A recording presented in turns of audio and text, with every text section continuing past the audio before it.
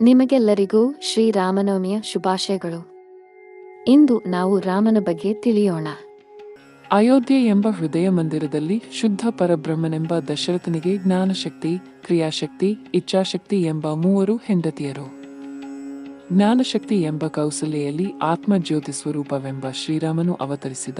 ಆತ್ಮಸ್ವರೂಪ ಶ್ರೀರಾಮನಿಗೆ ತತ್ವದಯರಾದ ವಶಿಷ್ಠ ಮತ್ತು ವಿಶ್ವಾಮಿತ್ರರು ಇಬ್ಬರು ಸೇರಿ ಮುಕ್ತಿಕಾಂತ ಎಂಬ ಸೀತೆಯನ್ನು ತಂದು ಆತ್ಮಜ್ಯೋತಿ ಶ್ರೀರಾಮನ ಜೊತೆ ಮದುವೆ ಮಾಡಿದರು.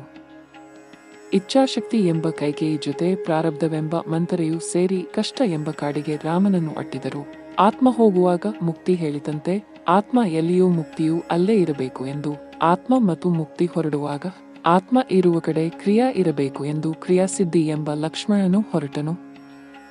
ಮೂವರು ಕಷ್ಟ ಎಂಬ ಕಾಡಿನಲ್ಲಿ ಅಲಿಯುವಾಗ ಸಪ್ತಧಾತುಗಳಾದ ರಸ, ರಕ್ತ, ಮಾಂಸ, ಮೇಧಸ್ಸು, ಅಸ್ಥಿ, ಮಜ್ಜೆ, ಶುಕ್ರ ಎಂಬ ಸಮುದ್ರದ ಮಧ್ಯೆ ಅಜ್ಞಾನವೆಂಬ ಲಂಕಾಪಟ್ಟಣದಲ್ಲಿ ದಶಮಮಕಾರ ಎಂಬ ರಾವಣನು ಸ್ವತಃ ತಾನೇ ಬರಲಾರದ ಮುಕ್ತಿಕಾಂತೆಯನ್ನು ಮಾಯಚಿಂಕೆ ಎಂಬ ಮಾಯೆಯ ಮೂಲಕ ಕದ್ದು ತಂದು ಅಜ್ಞಾನವೆಂಬ ಲಂಕಾಪಟ್ಟಣದಲ್ಲಿನ ಶೋಕವನ ಎಂಬ ಅಶೋಕವನದಲ್ಲಿ ಇಟ್ಟನು.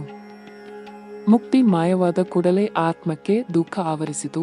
ಆತ್ಮಜ್ಯೋತಿ ಎಂಬ ರಾಮ, ಕ್ರಿಯಾಸಿದ್ಧಿ ಎಂಬ ಲಕ್ಷ್ಮಣ ಕೂಡ ಮುಕ್ತಿಕಾಂತೆಯನ್ನು ಹುಡುಕುತ್ತಿರುವಾಗ ಮನಸ್ಸು ಎಂಬ ಸುಗ್ರೀವ, ಬುದ್ಧಿ ಎಂಬ ಆಂಜನೇಯರು ಸಿಕ್ಕರು. ಮನಸ್ಸಿಗೆ ಇದ್ದ ಮದ ಎಂಬ ವಾಲಿಯ ಭಯವನ್ನು ಹೋಗಲಾಡಿಸಿ ರಾಮನು ಮನಸ್ಸನ್ನು ಶುದ್ಧಿಗೊಳಿಸಿದನು. ಬುದ್ಧಿ ಎಂಬ ಆಂಜನೇಯನು ಅಜ್ಞಾನ ಲಂಕೆಗೆ ಹೋಗಿ ಮುಕ್ತಿಯನ್ನು ಕಂಡು ಆತ್ಮಕ್ಕೆ ಮುಕ್ತಿ ಸ್ಥಳ ಹುಡುಕಿಕೊಟ್ಟನು. ನಂತರ 77 ಕೋಟಿ ನರನಾಡಿ ಎಂಬ ಕಪಿವೀರರನ್ನು ಸೇರಿಸಿಕೊಂಡು ಸಪ್ತಧಾತುಗಳ ಮಧ್ಯೆ ಇರುವ ಅಜ್ಞಾನ ಲಂಕೆಗೆ ಭಕ್ತಿ ಎಂಬ ಸೇತುವೆ ಕಟ್ಟಿ ವಿವೇಕ ಎಂಬ ವಿಭೀಷಣನ ಸಹಾಯದಿಂದ ಅರಿಷಡ್ವರ್ಗಗಳಾದ ಕಾಮ, ಕ್ರೋಧ, ಲೋಭ, ಮೋಹ, ಮದ, ಮಾತ್ಸರ್ಯವೆಂಬ ರಾಕ್ಷಸರನ್ನು ಕೊಂದನು. ಆತ್ಮಜ್ಯೋತಿ ಎಂಬ ರಾಮನು ದಶಮಮಕಾರನಾದ ರಾವಣನ ಸಂಹಾರ ಮಾಡಿ ಅಜ್ಞಾನದಿಂದ ಮುಕ್ತಿಕಾಂತೆಯನ್ನು ಕಾಪಾಡಿಕೊಂಡು ಅಯೋಧ್ಯೆ ಎಂಬ ಜ್ಞಾನ ಹೃದಯ ಮಂದಿರದಲ್ಲಿ ಸದಾ ಪಟ್ಟಾಭಿಷೇಕನಾಗಿ ಪ್ರಕಾಶಿಸುತ್ತಿರುವನೇ ಆತ್ಮಜ್ಯೋತಿಯಾದ ಅಯೋಧ್ಯೆ ರಾಮ, ಶ್ರೀರಾಮ.